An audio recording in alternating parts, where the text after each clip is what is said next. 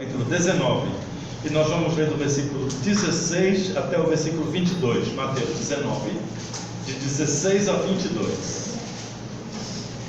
Os irmãos tendo encontrado, e quem não estiver com o bebê dormindo no colo, fique de pé, para que possamos ler referentes na palavra do nosso Deus. Mateus capítulo 19, do versículo 16 até o 22. Diz assim a palavra de Deus: E eis que alguém, aproximando-se, lhe perguntou: Mestre, que farei eu de bom para alcançar a vida eterna? Respondeu-lhe Jesus: Por que me chamas acerca do que é bom? Bom só existe um. Se queres, porém, entrar na vida, guarda os mandamentos. E ele lhe perguntou: Quais? Respondeu Jesus: Não matarás, não adulterarás, não furtarás, não dirás falso testemunho, honra teu pai e tua mãe, e amarás o teu próximo como a ti mesmo. Replicou-lhe o jovem: Tudo isso tenho observado desde a minha infância. Disse-lhe então Jesus: Se queres então ser perfeito, vai, vende os teus bens e dá aos pobres, e terás um tesouro nos céus. Depois vem e segue-me. Tendo, porém, o jovem escutado essa palavra, retirou-se triste, por ser dono de muitas propriedades. Vamos meditar, queridos, sobre o motivo das tristezas em nossas vidas. Vamos fechar os olhos e orar. Querido Deus, te agradecemos, ó Pai, por esse nosso momento tão sublime, onde podemos nos reunir como a tua igreja, como teu povo, para cultuarmos o teu nome, demonstrarmos, ó Deus, o quanto adoramos o teu nome, demonstrarmos, Senhor, a nossa gratidão pela vida eterna que recebemos de Jesus, e sobretudo, ó Deus, para ouvirmos a tua voz. Por isso pedimos que o Senhor fale aos nossos corações, ó Deus, conforme a nossa necessidade. Pedimos em nome de Jesus. Amém. Os irmãos podem se assentar. Queridos, a tristeza é um sentimento que está diretamente ligado à sensação de perda. Quando nós entendemos que perdemos alguma coisa, somos compungidos à tristeza. Quando perdemos um amigo, perdemos um parente, perdemos um ente querido, quando perdemos oportunidades, objetos, qualquer tipo de perda em nossa vida, ela está ligada ao nosso sentimento de tristeza, nos faz entristecer, faz com que às vezes fiquemos desestimulados, desanimados. A tristeza, ela não é somente o choro, a tristeza invade o coração e pode causar, seus efeitos são diversos, nós somos diferentes e cada um de nós tem uma forma de expressar tristeza. Uns choram, outros não choram, outros ficam emburrados, ficam de cara feia, ficam alheios, aí se afastam de todo mundo, não quer ver ninguém. Cada um de nós tem uma reação diferente, mas o motivo é o mesmo, quando uma tristeza toma conta do nosso coração. E essas tristezas, elas estão sempre ligadas ao sentimento de perda, à sensação de perda. Então é lógico que se nós tivermos o nosso coração, tivermos nossos sentimentos ligados a coisas que vão acabar, nós estamos condenados a termos tristezas. Nesse trecho da Bíblia que nós lemos, conhecemos também, é famoso por dizer-se, é o jovem rico. Na verdade, é o jovem, nos textos, eu estava olhando todos os outros textos correlatos, um fala que não era jovem, fala que era um homem de posição social, outros dizem que era um jovem, outros dizem que era um jovem que tinha muitos bens, mas nós entendemos que trata-se de um jovem da sociedade judaica, muito provavelmente um fariseu, da família fariseu, por isso que no texto de Lucas diz que era um jovem de posição. Os fariseus eram a nata da sociedade religiosa naquele momento, e por ele ter muitos bens, então ele era um jovem provavelmente herdeiro, era de uma família bem sucedida, que tinha muitos bens, e o jovem naquela época ele não usufruía dos seus bens até que seu pai morresse, mas ele sabia que ele era herdeiro, ele teria sim muitos bens. Então ele se aproxima de Jesus, claro, com interesse no bem maior. Ele sabia da existência da vida eterna, ele sabia que a nossa alma é um bem especial que não tem como associar as coisas materiais, por melhores e mais abundantes que sejam. Então, consciente disso, ele se aproxima de Jesus e pergunta ao Senhor. No texto correlato diz até assim, ele chega para Jesus e diz: bom mestre. Então o Senhor olha para ele e diz: por que você está me chamando de bom? Se você sabe o que é bom, você sabe quem é Deus. Se você é um fariseu, é um estudioso das leis, sabe o que é bom. Então certamente você sabe o que é necessário para herdar a vida eterna. Aí ele disse: mas essas coisas eu tenho observado. Jesus recitou para ele os principais mandamentos, os 10 mandamentos, provavelmente aqueles que são mais comuns na época, que causavam mais problemas entre os judeus em relação a posses. Então ele disse: eu tenho observado essas coisas, eu sou religioso, eu vou para a igreja. Se fosse hoje, ele teria dito o quê? Eu sou dizimista, eu sou batizado, eu faço parte daquela igreja, sou fiel, estou sempre nos cultos. Aí Jesus olhou para ele no texto de Marcos, é até bonito o texto quando diz que então Jesus fixou os olhos nele e o amou. Jesus olhou para ele. O termo amar é aquele amor ágape, né? É diferente do que a gente fala de amar. Significa entendê-lo, compreendê-lo profundamente, ver a verdade do que ele estava, enxergar o coração dele. E Jesus viu claramente que ele estava sendo sincero. Ele queria instruções a respeito da vida eterna. Ele sabia que por mais feliz que ele fosse na terra, ele iria um dia morrer. E estava preocupado com a sequência da sua alma, com o que ia acontecer com o seu destino eterno.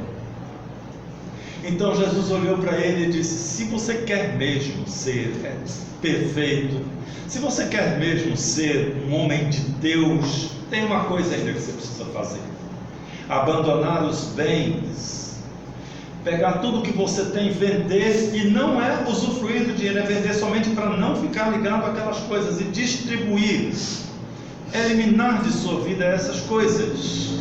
Então é claro que aquela palavra pesou no coração do jovem, herdeiro de uma fortuna, de muitos bens. Certamente uma palavra difícil de compreender, uma mensagem difícil de ser assimilada. E ele então não deu nenhuma resposta a Jesus. A gente até ousa imaginar que ele ficou parado olhando para Jesus em alguns instantes, sem saber o que dizer.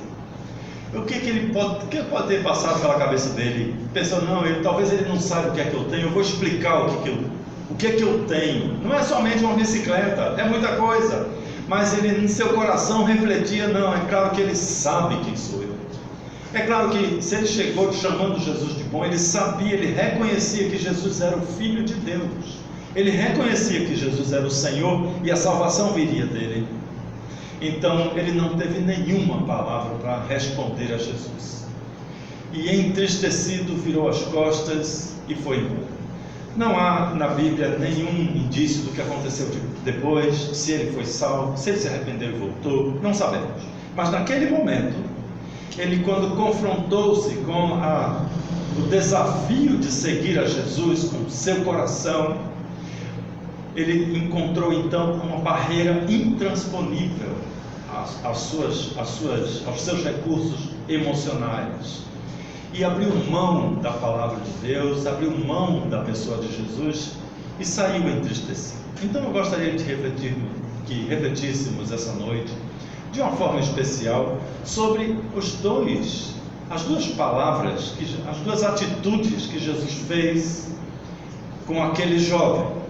Ao perceber que ele estava interessado na vida eterna, ao perceber que ele queria uma experiência salvífica, ele queria sair dali com a consciência de que ia viver para sempre. Provavelmente como muitos de nós, se não todos nós, queremos a plena convicção em nossos corações de estar salvo, de vivermos com Jesus para sempre. Então a primeira atitude de Jesus foi simples: lhe mostrou o caminho, o único caminho. É claro que da forma como Jesus falou, foi uma pregação para ele, e que nós podemos entender no nosso contexto, na nossa realidade, da seguinte forma: é necessário abandonarmos tudo o que nos prende no mundo. Se nós queremos a nossa felicidade na vida eterna, devemos abandonar os conceitos de felicidade terrena. Jesus disse ao jovem assim: faça isso que eu estou lhe dizendo, e você vai ter um tesouro, porque eram os tesouros que estavam no coração daquele jovem, e o seu verdadeiro tesouro estará no céu. Ou seja, aquilo que nós realmente amamos, teremos o similar no céu muito melhor, se nós tivermos a condição, o desprendimento de abrirmos mão, nos desprendermos. É claro que é muito comum nós vermos pregações baseadas nesse texto contra riquezas, contra fortunas, como se pobreza fosse um elemento necessário à salvação. Mas não é isso que o texto está dizendo. O Senhor simplesmente mostrou para o jovem que ele não teria a salvação enquanto ele amasse os bens na terra, enquanto ele tivesse amor por coisas materiais, coisas que são falíveis e que nunca nós vamos tirar dessa terra. Nós vamos embora sem essas coisas. E o apego a coisas materiais prejudica o nosso espírito, prejudica o nosso coração e impede que amemos ao Senhor como Ele determina que o amemos, em primeiro lugar. Então é claro que diante daquela situação, diante do confrontamento do coração, essas coisas que eu mais prezo, eu tenho que perder. E aquele jovem então entristeceu-se profundamente, porque amava coisas terrenas, amava coisas que não dizem respeito ao reino do céu, amava pessoas, bens, valores que são finitos e vão acabar no reino do céu, não terão nenhum significado. E por isso aquele jovem se entristeceu, deu as costas e abriu mão. Estava diante de Jesus, ele estava nas portas da vida eterna e abriu mão do imenso privilégio que tinha por causa do amor às coisas materiais. Então aqui nós encontramos a segunda atitude de Jesus, que eu creio ser talvez mais contundente ainda para os nossos corações, que hoje estamos de longe assistindo, imaginando a cena de um jovem que não viu o que estamos vendo. Ele deu as costas e foi embora. Jesus não fez nada para que ele voltasse. Jesus não disse: viu, peraí, vamos conversar mais, vamos tentar negociar. Jesus não olhou para ele e disse assim: eu vou dar uma alternativa para você mais simples. Jesus poderia ter chamado ele: vamos continuar conversando que eu vou tentar lhe convencer. Mas não, Jesus simplesmente ficou em silêncio. Será que Jesus queria que ele fosse embora? Não. Jesus o amou, diz o mesmo texto em Marcos.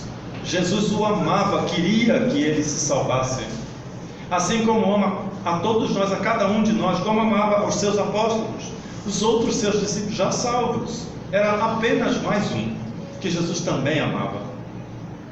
Mas Jesus olhou para ele dar as costas e viu ele desaparecer pelo caminho sem dizer nenhuma palavra. Onde nós podemos aprender que não há um caminho alternativo para ir para o céu. Não há uma forma de atenuar o desafio de seguir a Jesus. Não existe nenhum meio de tornar mais brando o caminho que Jesus estabeleceu. Jesus mostrou qual era o caminho.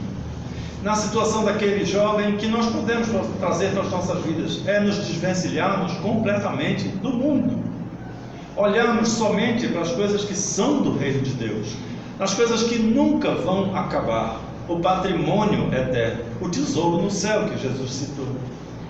E depois de conhecermos esse caminho, entendermos com coragem que não há uma alternativa, não existe um meio de diminuir o meu desafio, não existe um segundo caminho, um sacerdócio diferente, não existe nada que possamos fazer pela vida eterna, senão enfrentar os desafios que Jesus nos coloca diante, e que na verdade não são desafios duros, são desafios tão somente que exigem de nós a coragem de demonstrar que estamos prontos para amar ao Senhor em primeiro lugar, buscar em primeiro lugar o reino de Deus. E todas as outras coisas nós até poderemos usufruir, como o Senhor nunca nos proibiu, mas de jeito nenhum no reino do céu terá acesso àqueles que amam as coisas materiais, que têm o seu coração dividido entre metade com as coisas do céu e metade com as coisas da terra. Não existe meio coração salvo.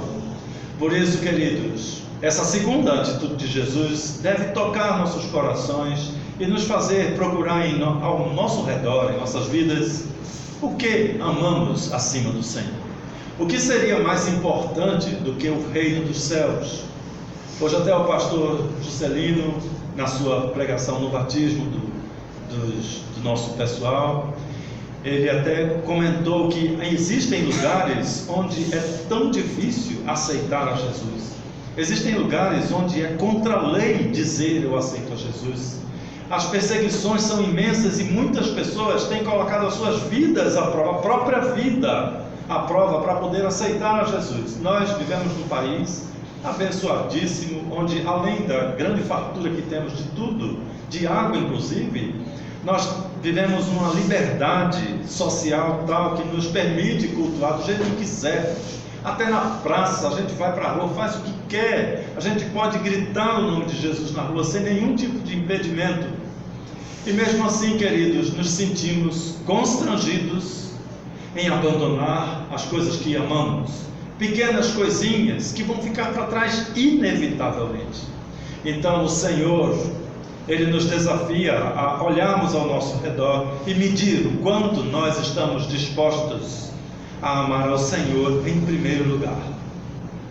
E essas outras coisas, embora as usufruamos, não merecem nosso amor, porque vão acabar. Portanto, queridos, voltemos os nossos corações para o que Jesus diz para aquele homem e traduzir para a nossa realidade.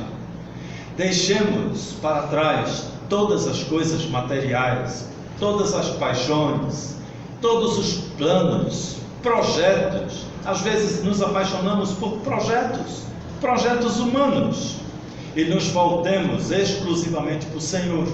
No texto nós podemos observar que Jesus indicou que primeiro ele abandonasse o amor pelos bens, amor por coisas materiais, e depois voltasse e o seguisse. Portanto, então, vamos procurar em nossas vidas eliminar as coisas que podem prejudicar o nosso coração, e depois então nos voltarmos ao Senhor e falar com Ele pessoalmente: Senhor, eu estou pronto para te servir, para te seguir, como aqueles primeiros discípulos, como tantos outros discípulos de Jesus ao longo da história, e como muitos de nós hoje já somos discípulos do Senhor, sem nenhum tipo de vínculo material, sem interesses materiais, mas tão somente voltados para o reino do céu. Que o Senhor então o abençoe e o capacite a olhar para Jesus como o Senhor em primeiro lugar de nossas vidas. E o Senhor então nos dê coragem para abrirmos mão das coisas que podem atrapalhar a nossa trajetória espiritual. Vamos orar, queridos. Vamos ficar de pé mais uma vez para falarmos com o nosso Deus.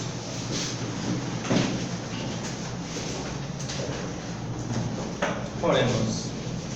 Senhor Deus, entendemos, ó Pai, que por causa das nossas fraquezas, por causa das nossas debilidades, nós tantas vezes corremos o risco, ó Deus, de valorizar excessivamente as coisas materiais ao nosso redor.